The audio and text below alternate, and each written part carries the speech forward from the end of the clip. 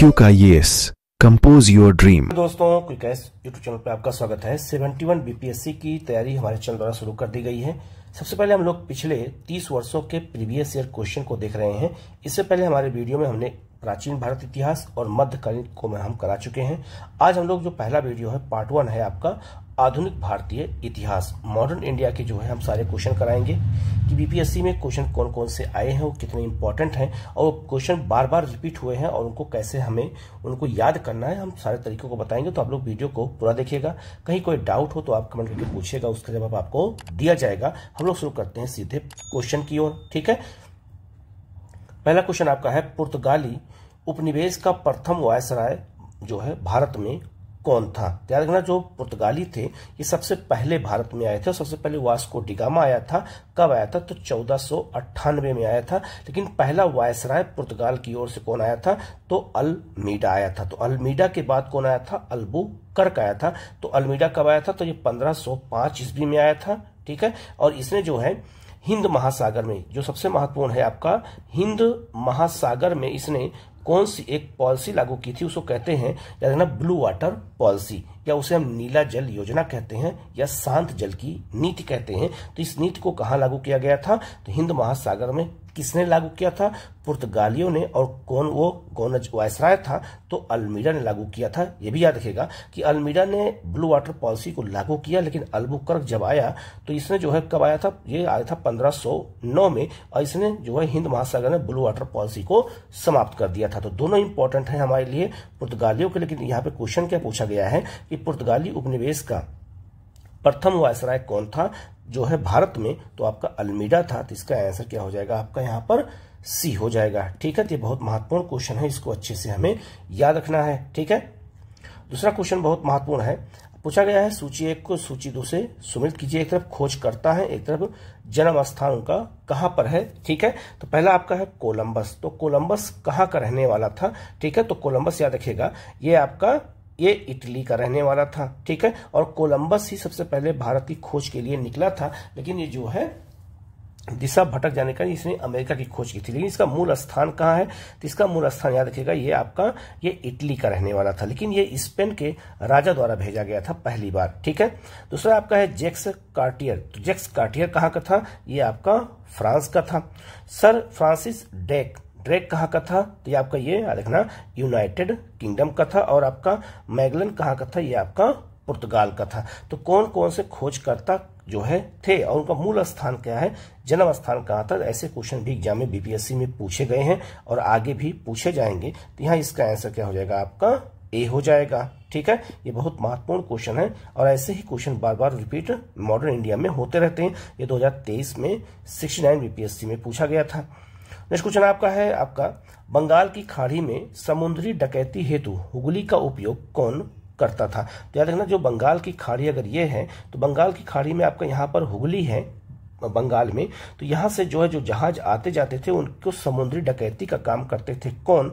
ये क्वेश्चन पूछा गया। तो पुर्तगाली। तो पुर्तगाली लुटेरे का भी काम करते थे, इसीलिए कई बार जो है मुगल बादशाहों से इनकी झड़प भी होती थी। ठीक है, तो पुर्तगाली हमारे यहाँ जो है समुद्री डकैती करते थे और इनके पतन का एक कारण भारत में ये भी था कि जनता ने इनको स्वीकार नहीं किया, क्योंकि ये जो है चोरी भी करते थे और डकैती भी डालते थे, समुद्र में जहाजों को लूटते भी थे और खासकर भारतीय व्यापारियों के जहाजों को लूटा जाता था। इसीलिए जो है पुर्तगालियों को जो है इनको जो है उपयोग करते थे डकैती के लिए। तो इसका आंसर क्या हो जाएगा यहाँ पर? सी हो जाएगा। ठीक है, नेक्स्ट क्वेश्चन आपका है भारत में 1613 ईस्वी में अंग्रेजों ने अपनी पहली फैक्ट्री कहाँ स्थापित की थी? तो अंग्रेजों ने अपनी पहली फैक्ट्री सूरत में स्थापित की थी। कब? तो 1613 में ये पहली फैक्ट्री है। लेकिन ये फैक्ट्री कैसी थी? तो ये फैक्ट्री अस्थाई फैक्ट्री थी। अगर आपसे पूछा जाए कि अंग्रेजों की अस्थाई पहली फैक्ट्री कहाँ स्थापित की गई थी, तो मसूलीपट्टनम में स्थापित की गई थी, आंध्र प्रदेश के मसूलीपट्टनम में।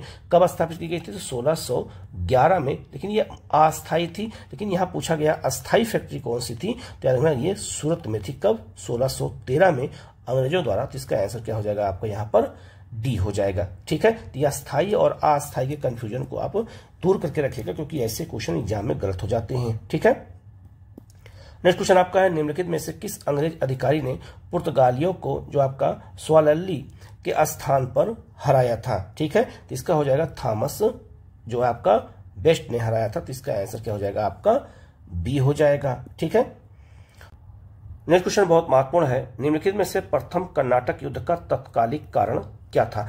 कारण तो अलग था, लेकिन तत्कालिक कारण पूछा जा रहा, जो अचानक युद्ध करने का कारण था। तो यहाँ इसका आंसर क्या हो जाएगा? डी हो जाएगा। अंग्रेजों द्वारा फ्रांसीसी जहाजों पर अधिग्रहण करना था। लेकिन युद्ध का कारण अगर पूछा जाए, युद्ध का कारण क्या था, तो युद्ध का कारण था ऑस्ट्रिया की राजगद्दी की जंग। लेकिन यहाँ तत्कालिक कारण पूछा गया है, तो जैसे 1857 के विद्रोह का तत्कालिक कारण क्या था? तो चर्बी वाला कारतूस था। लेकिन कारण तो बहुत सारे थे, लेकिन तत्कालिक कारण जो तुरंत विद्रोह को या आंदोलन को या युद्ध को शुरू कर दें, उसे हम तत्कालिक कारण कहते हैं। तो ये कंफ्यूज होने के लिए क्वेश्चन दिया, दोनों आंसर इसका सही होगा, लेकिन इसका आंसर डी होगा, क्योंकि तत्कालिक कारण पूछा गया, ना कि कारण पूछा गया है। आपको ये याद रखना है। दूसरा, जो कर्नाटक का प्रथम युद्ध हुआ था, तो ये कब हुआ था, ये भी अगर पूछा जाए तो याद रखना, ये जो है 1746 से लेकर के और ये 48 तक चला था, और जो है जो है सैंपेल की संधि हुई थी, तो ये युद्ध समाप्त हुआ था। जो दूसरा कर्नाटक का युद्ध हुआ था, याद रखना, वो 1749 से लेकर के और 1754 तक हुआ था। और जो तीसरा हुआ था वो जो है याद रखिएगा 1756 से लेकर के और 1763 तक हुआ था। ठीक है, तो कर्नाटक का जो 3 युद्ध हुआ था, और तीसरा युद्ध जो है किसके बीच में हुआ था? ये तीनों युद्ध किसके बीच में हुए थे? तो अंग्रेजों और फ्रांसीसियों के बीच में हुए थे। तो ये दुनिया में कहीं भी अगर कारण जो है होता था कोई भी, जैसे ऑस्ट्रिया का राजगद्दी को अधिकार को लेकर के अंग्रेज और फ्रांसीसी आपस में यूरोप में लड़ रहे थे, तो उसी को लेकर के क्या हुआ, तो भारत में कर्नाटक आज इसको कहते हैं, लेकिन जब ये युद्ध हो रहा था तो कर्नाटक इस क्षेत्र को कहा जाता था। आप इसको अच्छे से याद रखिएगा, कर्नाटक इस क्षेत्र को कहते थे जो आज तमिलनाडु और आंध्र प्रदेश का क्षेत्र है।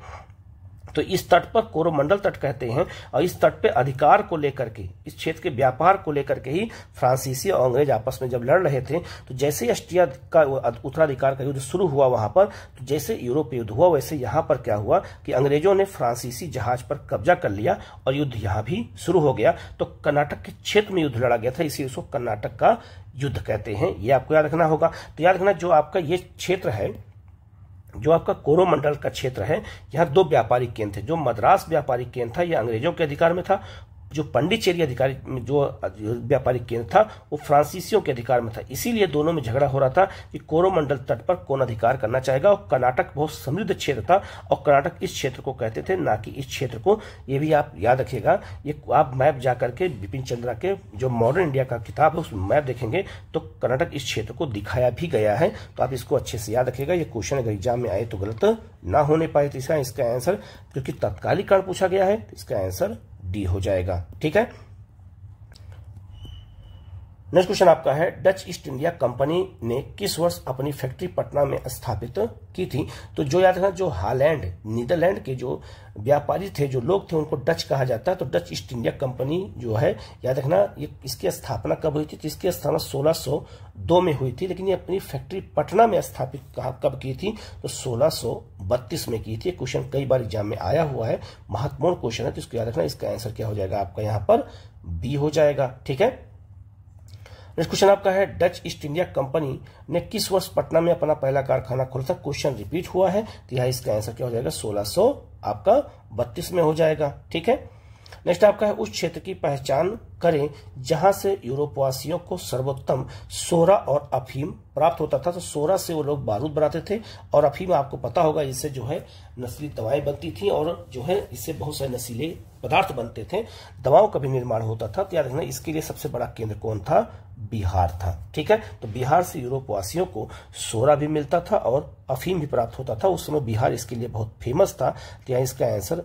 ए हो जाएगा। ठीक है, ऐसे ही क्वेश्चन एग्जाम में आपसे पूछे जाएंगे, इसलिए आप इसको बहुत अच्छे से करने की जरूरत है। नेक्स्ट क्वेश्चन आपका है, अंग्रेजी शासनकाल में भारत का कौन सा क्षेत्र अफीम उत्पादन के हेतु प्रसिद्ध था? तो अब यहाँ पे क्वेश्चन वही है, बस थोड़ा भाषा चेंज कर दी गई, इसीलिए प्रीवियस क्वेश्चन को देखना जरूरी होता है। तो यहाँ इसका आंसर क्या हो जाएगा आपका? ए हो जाएगा। बिहार इसके लिए प्रसिद्ध है। नेक्स्ट आपका है, भारत, चीन और इंग्लैंड के बीच त्रिकोणीय व्यापार का मुख्य आर्थिक आधार क्या था, तो भारत और चीन और इंग्लैंड के बीच में जो त्रिकोणीय व्यापार होता था उसका मुख्य आधार था अफीम। और अफीम के लिए भारत में भी, चीन में भी और इंग्लैंड के बीच में जो त्रिकोणीय व्यापार चल रहा था उसमें अफीम सबसे बहुत महत्वपूर्ण भूमिका निभाया था। ये 2024 में एक क्वेश्चन पूछा गया है। ठीक है, तो इसका आंसर यहाँ पर बी हो जाएगा। नेक्स्ट आपका बक्सर की लड़ाई के बाद किस संधि पर हस्ताक्षर किए गए थे। तो बक्सर की लड़ाई के बाद जो संधि हुई थी उसको हम इलाहाबाद की संधि कहते हैं। और इलाहाबाद की संधि दो हुई थी। एक पहली जो इलाहाबाद की संधि हुई थी, याद रखना, वो 12 अगस्त 1765 को हुई थी। और जो दूसरी संधि हुई थी, याद रखना, 16 अगस्त 1765 को हुई थी। पहली संधि किसके किसके बीच हुई थी, तो रॉबर्ट क्लाइव अंग्रेज और, याद रखना, शाह आलम द्वितीय मुगल बादशाह के बीच में हुई थी। और जो दूसरी संधि हुई थी वो अवध के नवाब शुजाउद्दौला और रॉबर्ट क्लाइव के बीच में हुई थी। तो याद रखना ये दोनों संधियां बहुत महत्वपूर्ण है जो बक्सर के युद्ध के बाद लड़ी गई थी, मतलब संधि के बाद, मतलब युद्ध के बाद ये संधि हुई थी। तो यहाँ इसका आंसर क्या हो जाएगा, आपका ए हो जाएगा। ठीक है, नेक्स्ट क्वेश्चन बहुत महत्वपूर्ण है। लिखा हुआ है आपका कि सम्राट शाह आलम द्वितीय ने ईस्ट इंडिया कंपनी को बंगाल, बिहार और उड़ीसा की दीवानी कब प्रदान की थी। तो याद रखना 12 अगस्त 1765 को, क्योंकि इसी दिन इलाहाबाद की संधि हुई थी। और इलाहाबाद की संधि के बाद जो है ये जो है आपको जो बंगाल, बिहार और उड़ीसा की दीवानी अर्थात जो राजस्व प्राप्त होता था, जो कर प्राप्त होता था, वो जो है कंपनी को किसने दे दिया, तो मुगल बादशाह शाह आलम द्वितीय ने दे दिया। ठीक है, तो प्रथम संधि के तहत ही राजस्व या दीवानी का अधिकार दिया गया था। कब, 12 अगस्त 1765 को। तो यहाँ इसका आंसर क्या हो जाएगा, आपका ए हो जाएगा। ठीक है, नेक्स्ट क्वेश्चन आपका है, इलाहाबाद की संधि के बाद रॉबर्ट क्लाइव ने मुर्शिदाबाद का उप दीवान किसे बनाया था। तो याद रखना बंगाल और बिहार और उड़ीसा बहुत इंपॉर्टेंट चीज है। याद रखना जो बंगाल था, ठीक है, बंगाल की दीवानी प्राप्त हुई थी अंग्रेजों को। दूसरा, बिहार की दीवानी भी अंग्रेजों को प्राप्त हुई थी। और उड़ीसा की भी दीवानी अंग्रेजों को प्राप्त हुई थी। ठीक है, अभी मैंने ऊपर वाले क्वेश्चन बताया। और किस संधि के तहत प्राप्त हुई थी, इलाहाबाद की पहली संधि के तहत जो 12 अगस्त 1765 को हुई थी। तो रॉबर्ट क्लाइव को जब मुर्शिदाबाद का जो उप दीवान नियुक्त करना था तो एक किसी भारतीय को नियुक्त किया गया। किसको नियुक्त किया गया, मोहम्मद रजा खां को। तो मोहम्मद रजा खां को याद रखिएगा कहाँ का दीवान बनाया गया था, बंगाल का दीवान बनाया गया था। राजा सिताब राय को बिहार का दीवान बनाया गया था। और दुर्लभ राय को याद रखिएगा ये उड़ीसा का दीवान बनाया गया था। तो बंगाल में सिताब राय, बंगाल में याद रखना मोहम्मद रजा खां, बिहार में सिताब राय और याद रखिएगा राय दुर्लभ उड़ीसा में उप दीवान थे जो भू राजस्व की वसूली करते थे। दीवानी की जो आपका भू राजस्व वसूली करते थे जिसे दीवानी कहते थे और कंपनी को देते थे। यह इलाहाबाद की संधि के तहत ऐसा किया गया था। यहाँ इसका आंसर क्या हो जाएगा, ए हो जाएगा, क्योंकि यहाँ पूछा क्या गया है, तो यहाँ पूछा गया है याद रखिएगा मुर्शिदाबाद। और मुर्शिदाबाद कहाँ पर है, बंगाल में है, इसलिए बंगाल में मोहम्मद रजा खां थे। ठीक है, इसका आंसर याद रखिएगा। तीनों बहुत महत्वपूर्ण है क्योंकि तीनों अलग अलग क्षेत्रों में जो है राजस्व वसूलने के लिए उनको यहाँ पर लगाया गया था। ठीक है, तो यहाँ इसका आंसर क्या हो जाएगा, आपका यहाँ पर ए हो जाएगा। नेक्स्ट क्वेश्चन आपका है 1760 का प्रसिद्ध वांडीवास का युद्ध अंग्रेजों द्वारा किसके खिलाफ लड़ा गया था। तो वांडीवास का युद्ध कर्नाटक का जो तीसरा युद्ध था ये उसी का परिणाम था। और याद रखना ये अंग्रेजों ने किसके साथ लड़ा था, फ्रांसीसियों के साथ। और वांडीवास के युद्ध के बाद ही 1760 में जो फ्रांसीसी थे वो हमेशा भारतीय व्यापार से बाहर हो गए। ठीक है, अब याद रखना इसी युद्ध के बाद फ्रांसीसियों ने कभी भारत में व्यापार नहीं किया और इनके सारे क्षेत्र पर, सारी फैक्ट्रियों पर अंग्रेजों का अधिकार हो गया। अब केवल फ्रांसीसी भारत में 4 स्थानों पे बच गए जो याद रखना आज केंद्र शासित प्रदेश पुडुचेरी कहते हैं। एक आपका माहे केरल साइड में, एक आपका पुडुचेरी और आपका एक क्राइकल ये आपका तमिलनाडु में, एक आपका यानम आंध्र प्रदेश में। यही 4 क्षेत्र रह गए थे, बस्तियां बच गई थी, लेकिन ये व्यापार नहीं करेंगे। कब से, वांडीवास के युद्ध से। ठीक है, तो ये अंग्रेजों की बहुत बड़ी जीत थी और यह कर्नाटक के तीसरा युद्ध का परिणाम भी था। तो यहाँ इसका आंसर क्या हो जाएगा, आपका ए हो जाएगा। नेक्स्ट क्वेश्चन आपका है रणजीत सिंह ने सुप्रसिद्ध कोहिनूर हीरा किससे प्राप्त किया था। ठीक है, तो याद रखना शाह सूजा से प्राप्त किया था। और शाह सूजा कौन था, याद रखना ये ईरान का राजा था। ठीक है, और याद रखना ईरान में नादिर शाह, बहुत इंपॉर्टेंट चीज है, नादिर शाह ने जब आक्रमण किया था तो वही कोहिनूर हीरा अपने साथ ले गया था। और नादिर शाह याद रखिएगा ये ईरान का राजा था। और जब इसके उत्तराधिकारी शाह सूजा हुए तो उन्होंने कोहिनूर हीरा रणजीत सिंह को वापस कर दिया था। और क्यों वापस किया था? क्योंकि सासूजा की कुछ तोपें जो है चिनाब नदी में फंस गई थी, तो उसको रणजीत सिंह ने निकलवा करके सासूजा के पास भेज दिया था। तो खुश होकर के कोहिनूर हीरा इसने दे दिया था। तो इसका आंसर क्या हो जाएगा? आपका ए हो जाएगा। और कोहिनूर हीरा कहां से प्राप्त किया गया था? गोलकुंडा की खान से प्राप्त हुआ था। ठीक है, नेक्स्ट क्वेश्चन आपका है, टीपू सुल्तान ने अपनी राजधानी किसको बनाई थी? श्रीरंगपट्टनम को। तो श्रीरंगपट्टनम याद रखिएगा एक द्वीप है, नदी द्वीप है, नदी है कावेरी। तो कावेरी नदी पर एक द्वीप है, उसी पर श्रीरंगपट्टनम है, उसी को टीपू सुल्तान ने अपनी राजधानी बनाया था और यहीं पर स्वतंत्रता का वृक्ष भी लगाया था फ्रांसीसी क्रांति से प्रभावित होकर। तो यहाँ इसका आंसर ए हो जाएगा। नेक्स्ट क्वेश्चन आपका है, अंग्रेजों ने श्रीरंगपट्टनम की संधि किसके साथ की थी? तो श्रीरंगपट्टनम की संधि टीपू सुल्तान के साथ की गई थी। कब की गई थी? तो याद रखना ये संधि 1792 में की गई थी। तो ये बहुत महत्वपूर्ण क्वेश्चन है, इसको अच्छे से याद रखिएगा। ठीक है, नेक्स्ट क्वेश्चन आपका है, भारत में ब्रिटिश साम्राज्य का संस्थापक कौन था?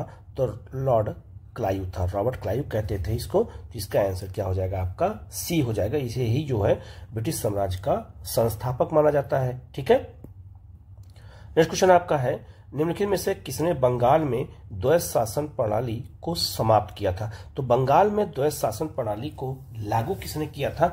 तो लागू रॉबर्ट क्लाइव ने किया था। लेकिन समाप्त किसने किया है? तो वॉरेन हेस्टिंग ने किया था। और याद रखना जो बंगाल में द्वैध शासन था ये 1765 में जब इलाहाबाद की संधि हुई थी उसके बाद ये लागू किया गया था। किसके द्वारा? रॉबर्ट क्लाइव के द्वारा। लेकिन 1772 में इसको समाप्त कर दिया गया। किसके द्वारा? वॉरेन हेस्टिंग के द्वारा। ये बहुत महत्वपूर्ण है। दूसरा, बंगाल में ये द्वैध शासन होता क्या था? तो बंगाल में जब दो शासन व्यवस्थाएं अलग अलग हो गई तो उसे द्वैध शासन कहा गया, जिसमें एक तरफ जो है प्रशासन होता था और प्रशासन को याद रखना निजामत कहा जाता था। ठीक है, उसे निजामत कहते थे। दूसरी तरफ दीवानी का अधिकार दिया गया था। तो दीवानी मतलब हो गया राजस्व की वसूली और प्रशासन मतलब हो गया केवल प्रशासन। ये दोनों काम पहले नवाब करते थे। अब नवाब का काम क्या हो गया? केवल प्रशासन देखेंगे और दीवानी अर्थात भू राजस्व की वसूली अंग्रेज स्वयं करेंगे। उसके लिए 3 उप दीवान नियुक्त किए गए थे। बंगाल में मोहम्मद रजा खां, बिहार में राजा सिताब राय और उड़ीसा में राय दुर्लभ को नियुक्त किया गया था। दोनों काम को अलग अलग कर दिया गया। इसी को द्वैध शासन कहते हैं बंगाल में। तो बंगाल में द्वैध शासन अगर कार्यकाल पूछा गया कब से कब है तो 1765 से लेकर के 1772 तक जो है याद रखना ये द्वैध शासन बंगाल में लागू हुआ था। बंगाल में लागू किसने किया था? रॉबर्ट क्लाइव ने। यहाँ समाप्त पूछा गया है तो वॉरेन हेस्टिंग होगा। ये बहुत महत्वपूर्ण टॉपिक है, इसको अच्छे से आप याद कर लीजिएगा। ठीक है, नेक्स्ट क्वेश्चन आपका है, बंगाल में द्विशासन प्रणाली किसके द्वारा लागू की गई थी? देखो क्वेश्चन वही है तो रिपीट कर दिया गया, बस वहां पे समाप्त पूछा गया था, यहाँ पर लागू पूछा गया तो रॉबर्ट क्लाइव होगा। मैंने आपको समझा ही दिया है इसको। ठीक है, नेक्स्ट क्वेश्चन आपका है, लॉर्ड वेलेस्ली की सहायक संधि को स्वीकार करने वाला पहला मराठा सरदार कौन था? तो यहाँ मराठा सरदार पूछा गया तो इसका आंसर हो जाएगा आपका पेशवा बाजीराव द्वितीय। अगर क्वेश्चन ये पूछा जाए कि जो है सहायक संधि को स्वीकार करने वाला पहला राज्य कौन था तो याद रखना महाराष्ट्र का सतारा था। ठीक है, ये याद रखना, ये बहुत महत्वपूर्ण है। ठीक है, लेकिन याद रखना ये मराठा सरदार पूछा गया है तो याद रखना इसका आंसर हो जाएगा पेशवा बाजीराव द्वितीय हो जाएगा। ठीक है, नेक्स्ट क्वेश्चन आपका है, ठगों का उन्मूलन किसके नेतृत्व में हुआ था? तो भारत में बहुत सारे ठग होते थे जो लूटने का काम करते थे भारतीय व्यापारियों को और जो है आम नागरिकों को। तो कैप्टन स्लीमैन ने जो है ठगों का उन्मूलन किया था, इन्हें समाप्त किया था। या इसका आंसर क्या हो जाएगा? आपका बी हो जाएगा। ठीक है, नेक्स्ट क्वेश्चन आपका है, निम्नलिखित में से सामाजिक सुधार विलियम बेंटिक ने प्रारंभ किया था? ऐसे कौन से सुधार थे जो लॉर्ड विलियम बेंटिक ने किया था? ये क्वेश्चन पूछा गया है। ठीक है, तो पहला है आपका है सती प्रथा। ठीक है, पहला कौन सा है? तो आपका सती प्रथा है। तो 1829 में सती प्रथा को समाप्त किया था किसने? तो लॉर्ड विलियम बेंटिक ने। ठीक है, दूसरा है दास प्रथा का उन्मूलन। ये भी दास प्रथा का उन्मूलन भी किसने किया था? लॉर्ड विलियम बेंटिक ने किया था। धर्म परिवर्तन के कारण अयोग्यता के प्रावधान को हटा दिया गया। ये भी जो है याद रखना ये जो है ये सामाजिक परिवर्तन नहीं था, जबकि ये एक प्रशासनिक परिवर्तन था, तो ये नहीं माना जाएगा।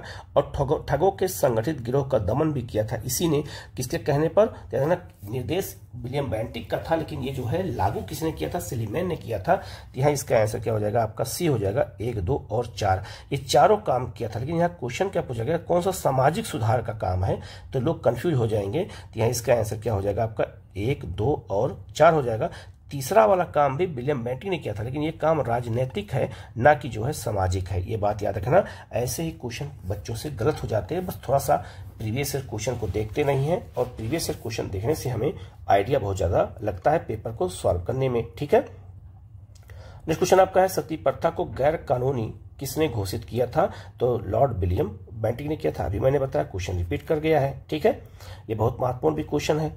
नेक्स्ट क्वेश्चन आपका है, निम्नलिखित में से किस राज्य को लॉर्ड डलहौजी के हड़प नीति, इसे हम डॉक्ट्रिन ऑफ लेफ्ट कहते हैं, के तहत शामिल नहीं किया गया था, तो जयपुर को शामिल नहीं किया गया था, जबकि सतारा, नागपुर और संभल को शामिल किया गया था। तो इसका आंसर क्या हो जाएगा आपका, यहाँ पर जयपुर हो जाएगा। ठीक है, नेक्स्ट क्वेश्चन आपका है, निम्न में से किस देशी रियासत को अंग्रेजों ने अपने क्षेत्र में नहीं मिलाया था। ठीक है, तो किस देशी रियासत को अंग्रेजों ने अपने क्षेत्र में नहीं मिलाया था, ग्वालियर को, क्योंकि ग्वालियर के जो सिंधिया थे वो अंग्रेजों के सहयोगी थे और 1857 विद्रोह में असफल करने में मुख्य भूमिका भी निभाया था। तो यहाँ इसका आंसर क्या हो जाएगा, बी हो जाएगा। सिंधिया जो है, ग्वालियर के जो सिंधिया थे, कभी उस पर अधिकार अंग्रेजों ने उस राज्य पर नहीं किया, क्योंकि वो सहयोगी थे।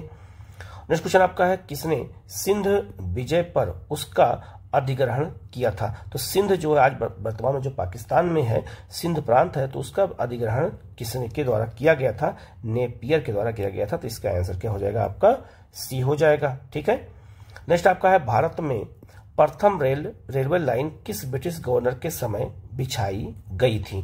ठीक है, तो याद रखना, पहली जो रेल लाइन बिछाई गई थी किसके समय, लॉर्ड डलहौजी के समय में 1853 ईस्वी में। ठीक है, तो इसका आंसर क्या हो जाएगा आपका, ए हो जाएगा।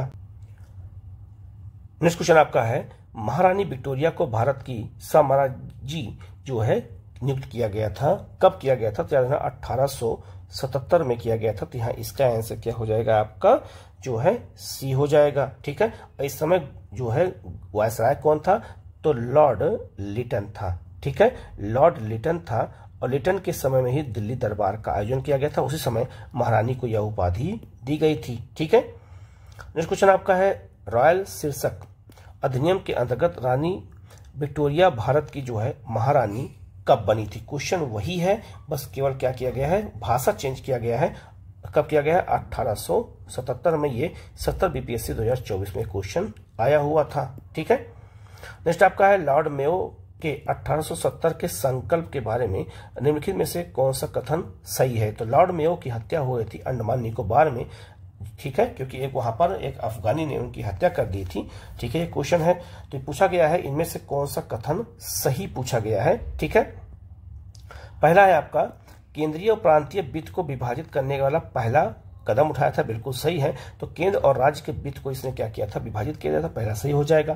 प्रांतीय सरकार को कुछ सेवाएं प्रशासित करने का अधिकार दिया गया था, स्वतंत्रता दी गई थी प्रांतों को, ये भी बिल्कुल सही हो जाएगा। इसने मौजूदा असमानता को सुधारने का प्रयास किया था, बिल्कुल सही है। इस प्रांतों की वास्तविक आवश्यकताओं को ध्यान में केंद्रित किया था, बिल्कुल सही हो जाएगा। तो इसका चारों ऑप्शन सही हो जाएगा। तो यहाँ इसका आंसर क्या हो जाएगा आपका, डी हो जाएगा। ठीक है, ये भी बहुत महत्वपूर्ण क्वेश्चन है। ठीक है, नेक्स्ट क्वेश्चन बहुत महत्वपूर्ण है, लिखा हुआ है आपका, किस वायसराय ने भारत में औपनिवेशिक आर्थिक संरचना का विकेंद्रीकरण किया था। विकेंद्रीकरण मतलब हो गया कि सत्ता को कई अलग अलग जो है केंद्रों में विभाजित किया था, जिसे हम पंचायती राज व्यवस्था आज कहते हैं। उस टाइप का काम किसने किया था, तो याद रखना ये बहुत महत्वपूर्ण है। ये काम किया था लॉर्ड मेयो ने किया था। तो लॉर्ड मेयो के समय में ही ये व्यवस्था की शुरुआत हो गई थी। ठीक है, ये बहुत महत्वपूर्ण है, इसको अच्छे से याद रखना, क्योंकि ये आर्थिक संरचना की बात हो रही है। तो आर्थिक संरचना को केंद्र में प्रांतों में बांटने का काम मेयो ने किया था। यही क्वेश्चन अभी मैंने उससे पहले कराया भी था। तो यहाँ इसका आंसर क्या हो जाएगा आपका, ए हो जाएगा। नेक्स्ट क्वेश्चन आपका है, अफगानिस्तान के प्रति आक्रामक नीति किस वायसराय ने अपनाई थी। तो अफगानिस्तान के प्रति आक्रामक नीति किसने अपनाया था, ये क्वेश्चन पूछा गया है। तो लॉर्ड लिटन ने अपनाया था। ठीक है, और इसी ने वर्नाक्यूलर प्रेस एक्ट भी लगाया था। ठीक है, नेक्स्ट क्वेश्चन आपका है, लॉर्ड लिटन निम्न में से जो है किससे संबंधित नहीं है। तो लॉर्ड लिटन का संबंध किससे नहीं है ये पूछा गया है। इसका आंसर क्या हो जाएगा आपका डी हो जाएगा। इलेवर्ट बिल विवाद से नहीं था इनका संबंध, इनका इससे संबंध लॉर्ड रिपन का था। ठीक है, सशस्त्र अधिनियम के अनुसार ये बताया गया था, ये 1878 में लाया गया था। इसमें यह कहा गया था कि भारतीयों को अपनी आत्मरक्षा के लिए हथियार नहीं रह सकते हैं। स्ट्रेची आयोग जो है अकाल आयोग था, इसलिए बनाया गया था। और वर्नाकुलर प्रेस एक्ट जो था, याद रखना ये देसी भाषक समाचार पत्रों पर रोक लगाने के लिए किया गया था। ठीक है, तो याद रखना ये सारा काम किया गया था, लेकिन याद रखना इलेवर्ट बिल विवाद रिपन से था। तो इसका आंसर क्या हो जाएगा आपका डी हो जाएगा। नेक्स्ट आपका है इंपीरियल कैडेट कॉर्प्स की स्थापना किसके द्वारा की गई थी। तो लॉर्ड कर्जन के द्वारा की गई थी। तो इसका आंसर क्या हो जाएगा आपका बी हो जाएगा। नेक्स्ट आपका है मुझे विश्वास है कि कांग्रेस अपने विनाश की तरफ जा रही है और मेरी यह सबसे बड़ी इच्छा भारत में रहते होगी कि उसके शांति प्रिय में निधन के लिए इस समय मैं सहायता कर सकूं। तो ये वाक्य कर्जन का था। ठीक है, ये कांग्रेस के विरोधी थे ये लोग। उसी समय जो है ये किसने कहा था, कर्जन ने कहा था। ये क्वेश्चन कई बार आ चुका है यूपी पीसीएस में, बिहार पीसीएस में, एमपी पीसीएस में, तो इसका और यूपीएससी में पूछा गया। तो इसका आंसर सी हो जाएगा। ठीक है, इस क्वेश्चन आपका निम्न में से किस वायसराय के कार्यकाल में भारतीयों को राय बहादुर, खान बहादुर उपाधियां प्रदान करना प्रारंभ किया गया था। तो लॉर्ड लिटन के समय में ये उपाधियां दी जाती थी भारतीयों को, खान बहादुर की और राय बहादुर की, और ये लोग अंग्रेजों की मदद करते थे। ठीक है, नेक्स्ट क्वेश्चन आपका है किसने बंगाल में चिरअस्थायी बंदोबस्त प्रणाली की शुरुआत की थी। ये बंदोबस्त प्रणाली जिसे हम जमींदारी व्यवस्था कहते हैं, इसकी शुरुआत लॉर्ड कॉर्नवालिस ने किया था। कब किया था, तो याद रखना 1792 में किया था। ठीक है, तो यहाँ इसका आंसर क्या हो जाएगा आपका बी हो जाएगा। और याद रखना बंदोबस्त व्यवस्था को अस्थायी बंदोबस्त भी कहते हैं, जिसे हम चिरस्थायी कह सकते हैं। इसी को जमींदारी व्यवस्था कहा जाता था। इसी को इस्तमरारी व्यवस्था भी कहते थे, मालगुजारी व्यवस्था भी कहते थे, जागीरदारी व्यवस्था भी कहते थे। ठीक है, तो इसके कई नाम है, याद सबको रखना है। ठीक है, नेक्स्ट आपका अस्थायी बंदोबस्त किसके साथ किया गया था। तो जमींदारों के साथ किया गया था, किसानों के साथ नहीं किया गया था, जमींदारों के साथ किया गया था। इसलिए इसको जमींदारी व्यवस्था भी कहते हैं, और जमींदार ही भू राजस्व की वसूली करेगा।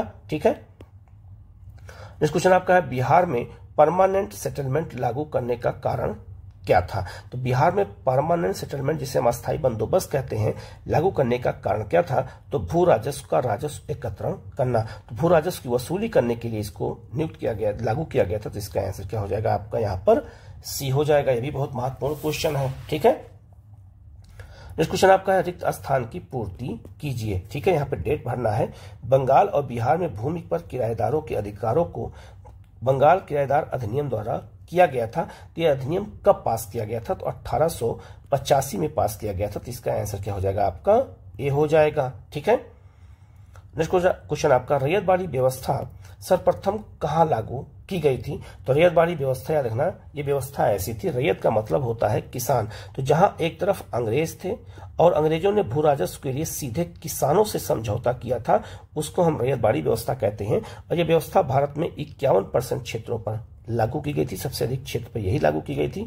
इस व्यवस्था की शुरुआत शेषा सूरी ने वैसे किया था, लेकिन यह व्यवस्था पूछा गया सर्वप्रथम कहाँ लागू की गई थी। तो व्यवस्था सर्वप्रथम मद्रास में लागू की गई थी, 12 महल जिले में। तो यहाँ इसका आंसर क्या हो जाएगा आपका जो है बी हो जाएगा। और रैयतवाड़ी व्यवस्था जुड़े हुई सारी जानकारी मैं यहाँ पे लिस्ट दे रहा हूँ, इसको देख करके देख लीजिएगा। तो रैयतवाड़ी व्यवस्था जुड़ा हुआ जितने भी क्वेश्चन हैं वो आपके यहाँ पर सही हो जाएंगे। ठीक है, नेक्स्ट आपका है वह प्रथा जिसके तहत किसान स्वयं भूमि का मालिक होता था और सरकार को भू राजस्व के भुगतान के लिए जिम्मेदार होता था।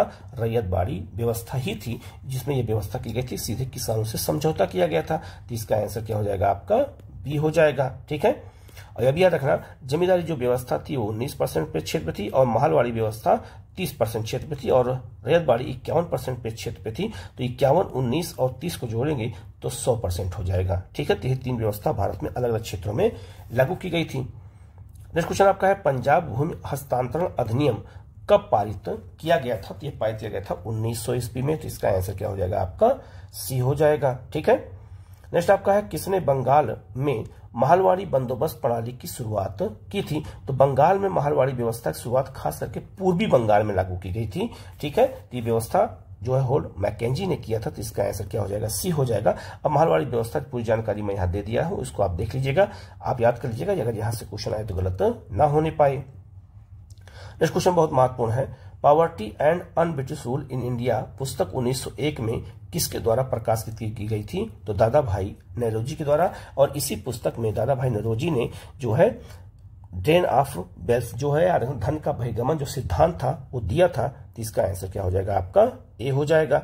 ठीक है। नेक्स्ट क्वेश्चन आपका है, ब्रिटिश हाउस ऑफ कॉमन्स में चुने जाने वाले दादा भाई नौरोजी प्रथम भारतीय थे, उन्होंने इस दल से टिकट प्राप्त किया था। याद रखना ये जो है फिंसबरी से चुनाव जीते थे, और याद रखना ये हाउस ऑफ कॉमन्स ब्रिटिश में चुनाव जीते पहुंचे थे जो है फिंसबरी से। लेकिन ये किस पार्टी के टिकट पे चुनाव लड़े थे, ये क्वेश्चन पूछा गया है। उदारवादी दल के जो है टिकट पे चुनाव लड़े थे, तो इसका आंसर क्या हो जाएगा आपका यहाँ पर, ए हो जाएगा। ठीक है। नेक्स्ट क्वेश्चन आपका है, अंग्रेजी भारतीय सेना में चर्बी वाले कारतूसों से चलने वाली अनफील्ड राइफल कब शामिल की गई थी, तो जो चर्बी वाली कारतूस वाली बंदूक थी उसको एनफील्ड राइफल कहते थे। तो ये कब लागू की गई थी, दिसंबर 1856 में। तो इसका आंसर क्या हो जाएगा आपका यहाँ पर, बी हो जाएगा। ठीक है। नेक्स्ट आपका 1857 की क्रांति सर्वप्रथम कहाँ प्रारंभ हुई थी, तो 1857 की जो क्रांति थी वो सर्वप्रथम कहाँ हुई थी, मेरठ से हुई थी। और यहाँ के नेता कौन थे, सैनिकों में करम शाह थे। इन्होंने ही जो है 10 मई को विद्रोह की शुरुआत कर दिया और 11 मई को दिल्ली पहुंच करके बहादुर शाह जफर को जो है अपना नेता चुन लिया था। तो इसकी शुरुआत कहाँ से हुई थी, मेरठ से हुई थी, 10 मई को हुई थी। ठीक है। बहुत महत्वपूर्ण क्वेश्चन है। नेक्स्ट क्वेश्चन आपका है, निम्न में से कौन सा ईस्ट इंडिया कंपनी के सिपाहियों को विद्रोही बनाने का कारण नहीं था, मतलब ऐसा कौन सा कारण है जो है विद्रोही नहीं बने थे, तो अधिकारियों की अक्षमता ये कारण नहीं था। बाकी ईसाई धर्म फैलाने के लिए कंपनी के अधिकारियों के प्रयास, जहाज पर यात्रा करने के सिपाहियों को आदेश, क्योंकि जो यूपी बिहार के सिपाही थे उनको समुद्र देखने पर पाप माना जाता था, इसीलिए, और भत्ते की रोकथाम, यही सब कारण थे, लेकिन ये कारण नहीं था। तो इसका आंसर क्या हो जाएगा आपका, डी हो जाएगा। ठीक है। नेक्स्ट आपका है, झांसी की रानी लक्ष्मीबाई की मृत्यु कहाँ हुई थी, तो रानी लक्ष्मीबाई की जो मृत्यु हुई थी, याद रखना, वो ग्वालियर में हुई थी और यहीं पर इनकी समाधि बनाई गई है। तो इसका आंसर क्या हो जाएगा आपका, सी हो जाएगा। ठीक है। नेक्स्ट क्वेश्चन आपका, 1857 का विद्रोह लखनऊ में किसके नेतृत्व में आगे बढ़ा था, तो लखनऊ में याद रखना बेगम हजरत महल, जिसे हम बेगम ऑफ अवध कहते थे। तो इसका आंसर क्या हो जाएगा आपका, ए हो जाएगा। ठीक है। नेक्स्ट आपका है, ईस्वी सन 1857 के विद्रोह के एक नेता कुंवर सिंह किस स्थान से संबंधित थे। ठीक है। तो ये सबको पता होगा, बिहार का बहुत फेवरेट क्वेश्चन है, जगदीशपुर आरा से। तो इसका आंसर क्या हो जाएगा आपका, बी हो जाएगा।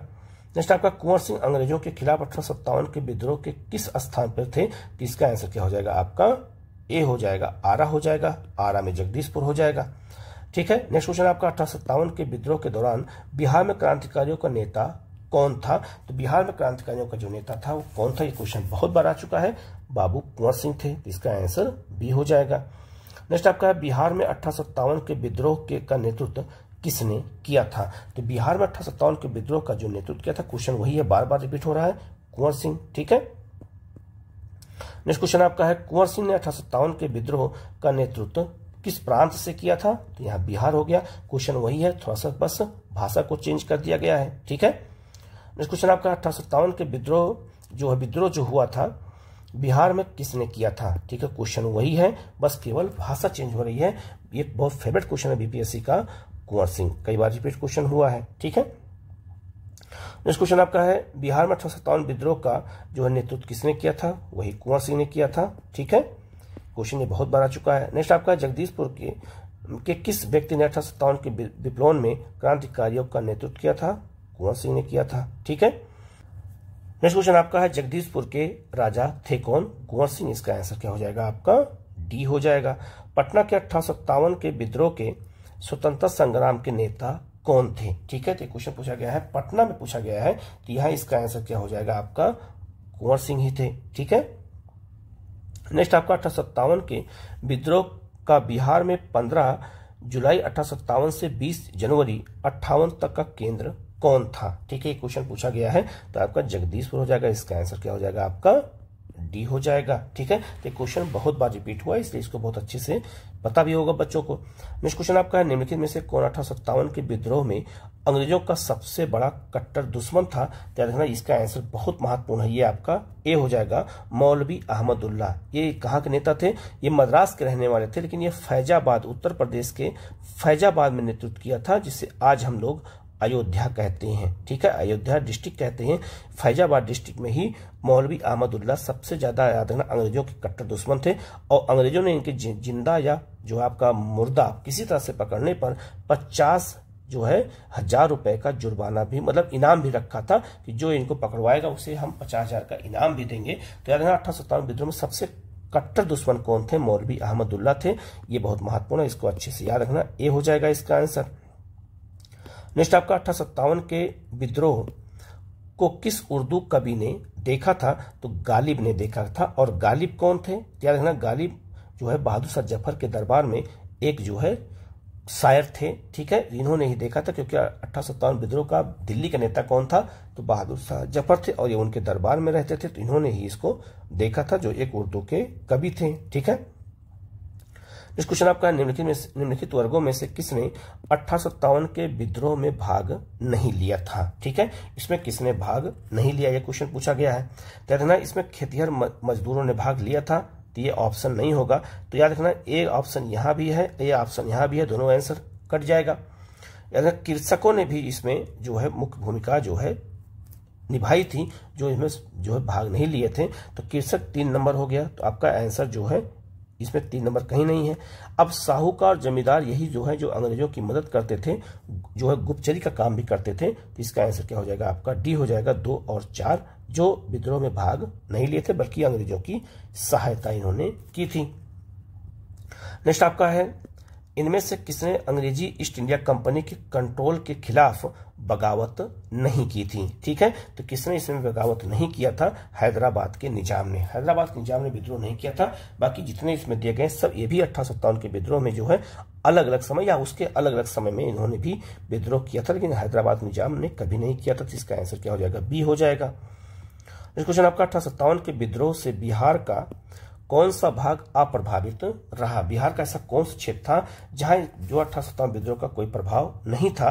तो वो आपका है मुंगेर। मुंगेर में प्रभाव नहीं था, तो इसका आंसर केवल बी हो जाएगा। बल्कि पटना, दानापुर, आरा और मुजफ्फरपुर ये सब विद्रोह के केंद्र थे, लेकिन याद रखना मुंगेर नहीं था, तो इसका आंसर बी हो जाएगा। ठीक है, नेक्स्ट क्वेश्चन आपका है, जो आपका नेताओं की उनकी सूची के अनुसार सम्मिलित करना था। ये क्वेश्चन जो है कभी कभी ऐसे क्वेश्चन एक साथ 4 पूछ देते हैं।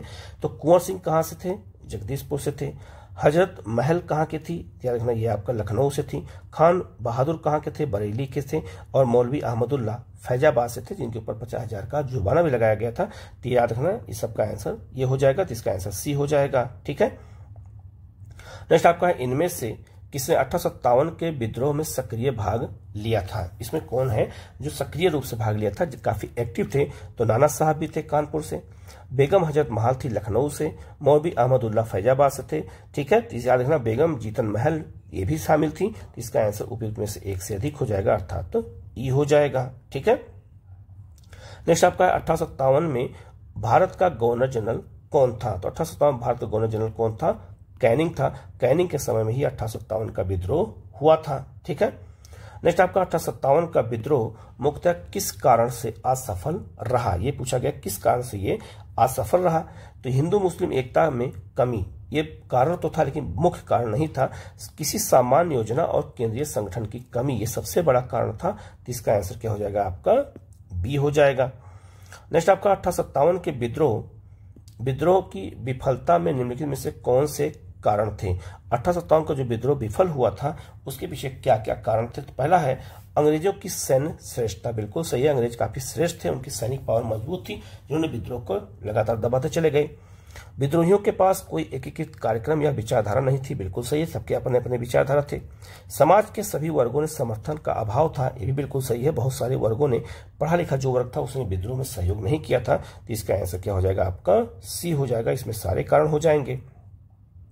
इस क्वेश्चन आपका है कथन कारण का क्वेश्चन है। क्वेश्चन पूछा गया है आपका जो है, याद रखिएगा कि 1857 में प्रथम स्वतंत्रता संग्राम ब्रिटिश सरकार से स्वतंत्रता प्राप्त करने में असफल रहा। तो याद रखना कथन कारण में हम क्योंकि लगा देते हैं। तो क्योंकि बहादुर शाह जफर के नेतृत्व में जो है जन सहयोग नहीं मिला था और अधिकांश महत्वपूर्ण रियासतों के शासक उनका साथ देने से कतरा रहे थे। बिल्कुल सही हो जाएगा। इसका आंसर क्या हो जाएगा आपका ए हो जाएगा। इसका सही स्पष्टीकरण हो जाएगा।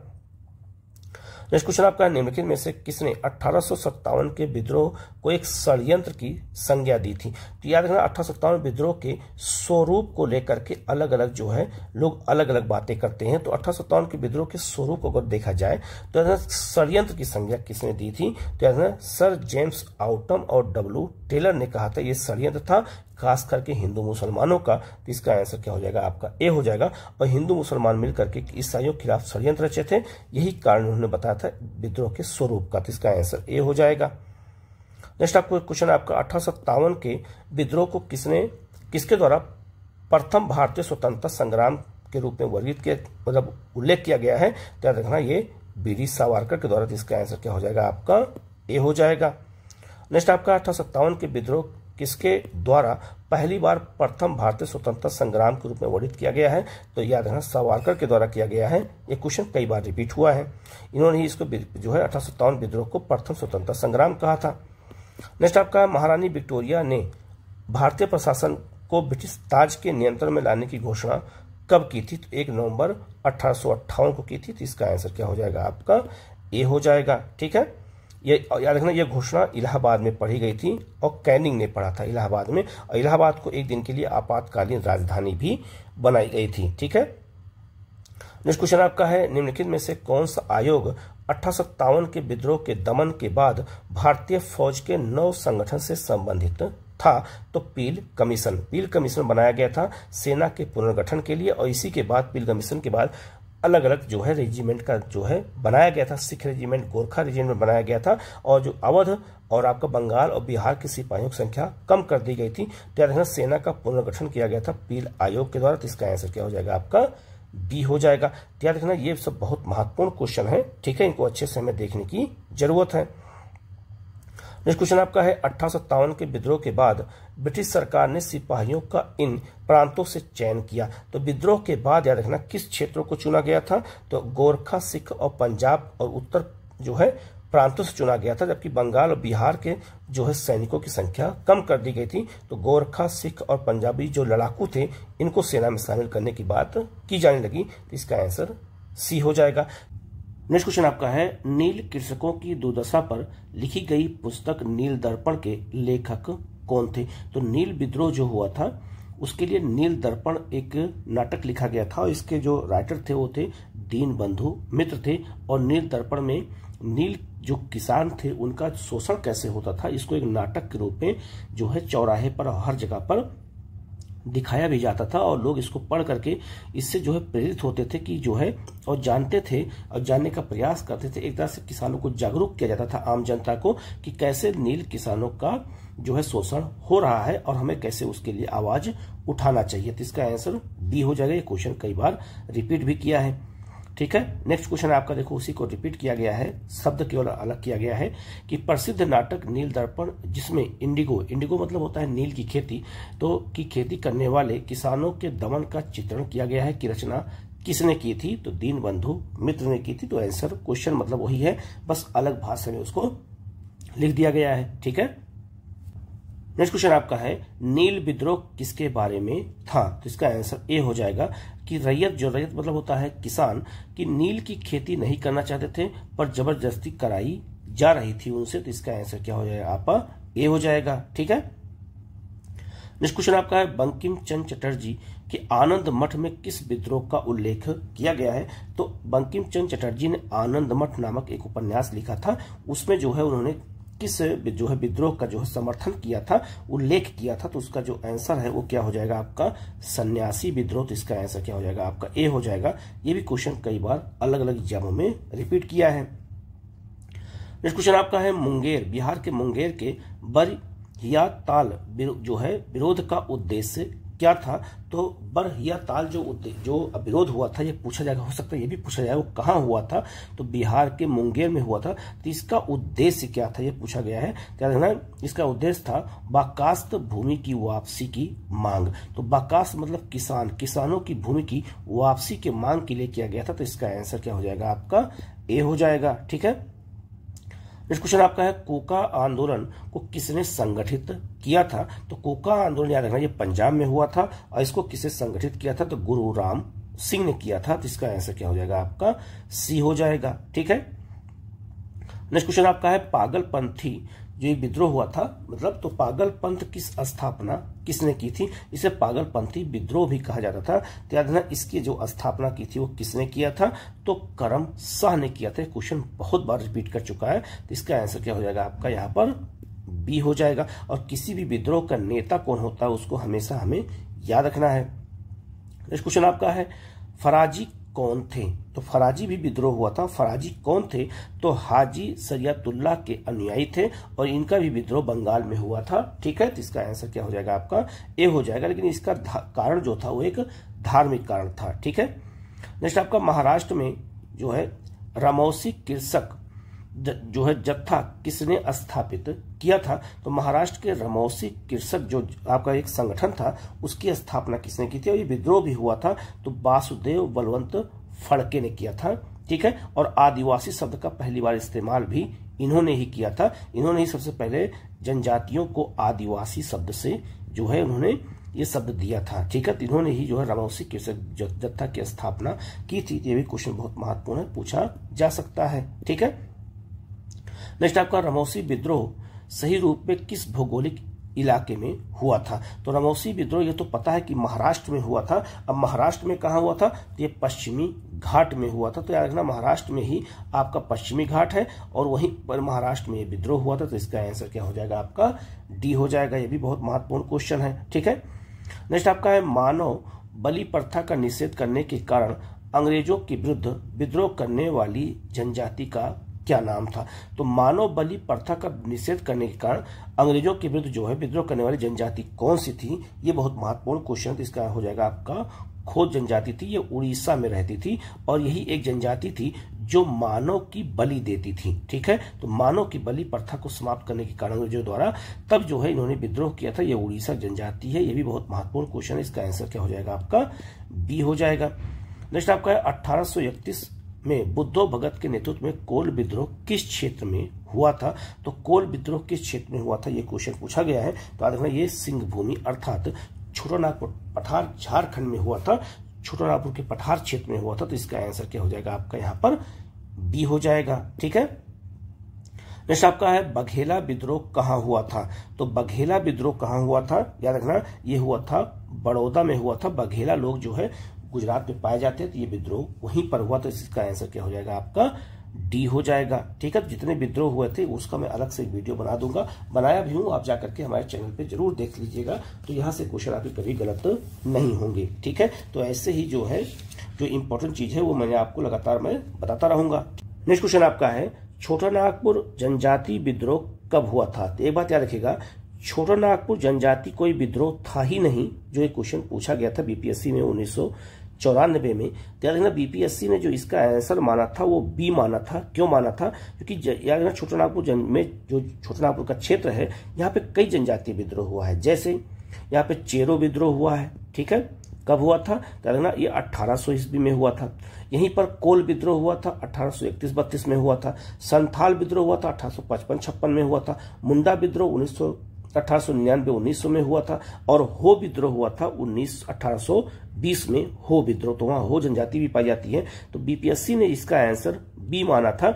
हो सकता है कि वो हो विद्रोह ही पूछना चाह रहा हो बीपीएससी, लेकिन जो है उसने हो विद्रोह यहाँ पर नहीं लिखा, क्योंकि छोटानागपुर जनजाति विद्रोह कोई विद्रोह था ही नहीं। तो इसका आंसर यहाँ पे बीपीएससी ने बी माना है। ठीक है, ये भी आपको याद रखना है कि कुछ क्षेत्र में कौन कौन से विद्रोह हुए थे। ठीक है, नेक्स्ट क्वेश्चन आपका है, किस स्थान पर आदिवासियों ने अंग्रेजों के खिलाफ विद्रोह किया था? ये बिहार में किया था। इसका आंसर क्या हो जाएगा? आपका ए हो जाएगा। ठीक है, नेक्स्ट क्वेश्चन आपका है, 1855 में संथाल विद्रोह का नेतृत्व किसने किया था? तो इसका नेतृत्व याद रखना सिद्धू और कान्हू ने किया था, तो इसका आंसर क्या हो जाएगा आपका ए हो जाएगा। तो विद्रोह का नेता कौन होता है, इसका क्वेश्चन हमेशा पूछा जाता है। ठीक है, नेक्स्ट आपका है निम्न में से संथाल विद्रोह कब हुआ था। तो संथाल विद्रोह कब हुआ था ये भी हमें याद रखना है। कब हुआ था, तो 1855-56 में हुआ था। तो 1857 विद्रोह के पहले यही सबसे बड़ा विद्रोह था संथाल विद्रोह। ये भी क्वेश्चन पूछा गया है यूपीपीसीएस में, एक बार आइए से पूछा गया था कि 1857 विद्रोह के पहले कौन सा सबसे बड़ा विद्रोह हुआ था, वो संथाल विद्रोह हुआ था। तो इसका आंसर क्या हो जाएगा आपका यहाँ पर डी हो जाएगा। ठीक है, नेक्स्ट आपका संथाल विद्रोह के नेता कौन थे। तो विद्रोह का नेता कौन थे, जब बहुत पूछा था, सिद्धू और कान्हू थे। ये क्वेश्चन रिपीट किया गया है। ठीक है, नेक्स्ट आपका संथाल जो है आपका विद्रोह आदिवासी जो आंदोलन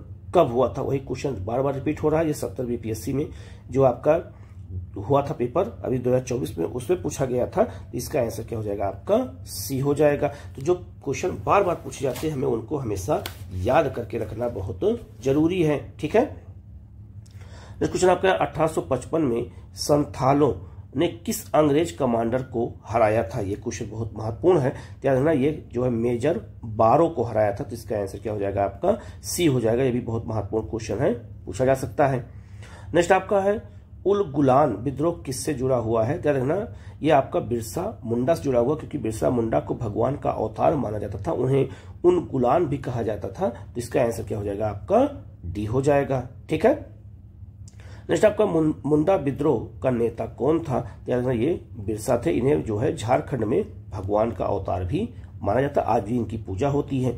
नेक्स्ट आपका मुंडा विद्रोह का नेता कौन था, क्वेश्चन वही है, बार बार पूछा गया है। याद रखना, बिरसा मुंडा थे। ठीक है, नेक्स्ट आपका जो है बिरसा को सोते हुए पकड़ा गया था कब। तो बिरसा को सोते हुए पकड़ा गया था क्योंकि इनके 2-3 मित्र थे, पैसे की लालच में इनको जो है ये कहाँ छुपे थे बता दिया गया था।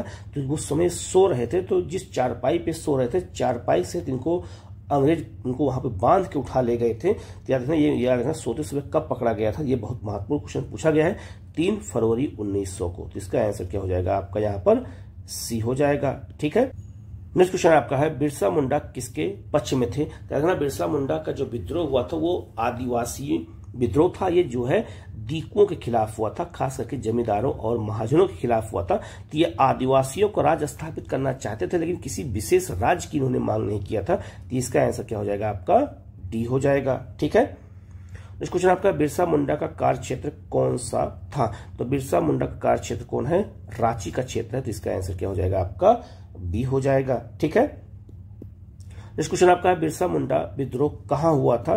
तो रांची में हुआ था। ये भी 70 बीपीएससी में क्वेश्चन पूछा गया था। ठीक है, नेक्स्ट आपका है होज विद्रोह हुआ था। तो होज विद्रोह जो है ये कब हुआ था, ये भी बहुत महत्वपूर्ण है। तो ये विद्रोह याद रखना, ये हुआ था आपका 1820 और 21 में हुआ था। इसे हम हो विद्रोह भी कहते हैं। तो इसका आंसर क्या हो जाएगा आपका सी हो जाएगा। ये भी आपका छोटा नागपुर के पठार क्षेत्र में हुआ था। नेक्स्ट क्वेश्चन आपका है 1875 के दक्कन दंगों का तत्कालिक कारण क्या था। एक तो होता है कारण होता है जो उसमें कई कारण शामिल होते हैं। एक होता है तत्कालिक कारण, जहां से विद्रोह की शुरुआत, दंगे की शुरुआत हो जाती है। तो तत्कालिक कारण में देखना अकाल की छाया पड़ी थी, मतलब यह हुआ कि सूखा पड़ गया था। जब सूखा पड़ गया था उसी समय महाजनों के द्वारा ऊंची दर जो है ब्याज दर शुरू कर दी गई, ये भी कारण था। ऊंची भू राजस्व दर थी, ये भी कारण था।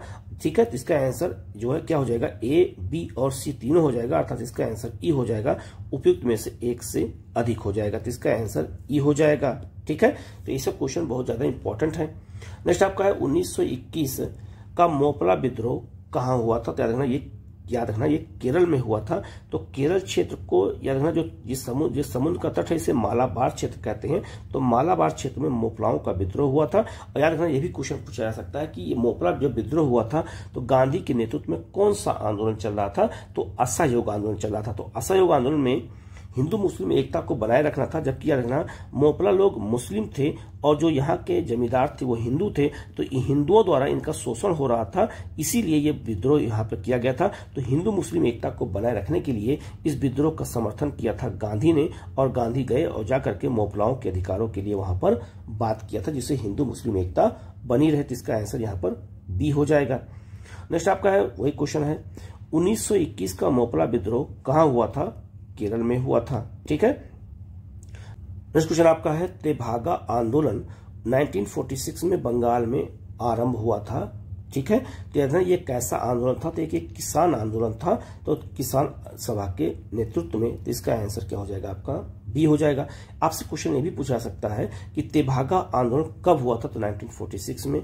कहाँ हुआ था, बंगाल में, और इसके प्रमुख नेता कौन थे, तो इसके प्रमुख नेता में दो लोग थे, एक का नाम था कंपा राम सिंह भी थे, और दूसरा आपका भुवन सिंह थे। यही दो लोग इसके नेता थे। ये भी क्वेश्चन आपसे पूछा जा सकता है, तो किसी भी एंगल से आपसे क्वेश्चन पूछा जा सकता है। तो याद रखना मॉडर्न इंडिया का पार्ट 1 मैंने इसमें आज जो है 113 क्वेश्चन में इसमें कराया हूं। इसका लगातार वीडियो आपको मिलता रहेगा। तो मैं एंशिएंट और आपका मिडवर्ल्ड करा चुका हूं, और मॉडर्न इंडिया का जब पहला पार्ट में करा दिया हूं। आप लोग वीडियो को पूरा देखिएगा, कहीं कोई डाउट हो तो आप कमेंट करके पूछिएगा, उसका जवाब आपको दिया जाएगा। Okay, thank you.